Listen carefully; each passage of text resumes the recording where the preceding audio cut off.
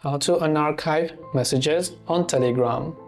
If you would like to unarchive messages on Telegram, it is very simple.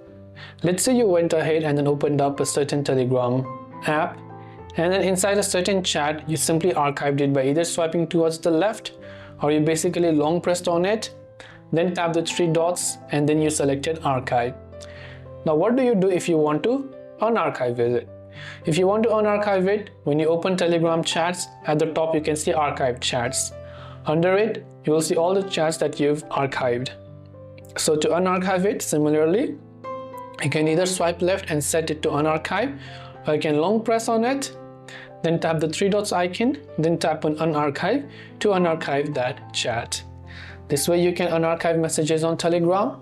I hope the video helped you out. If you have got any further questions, feel free to leave them down below. Thanks for watching till the very end, and see you soon as always in the next video.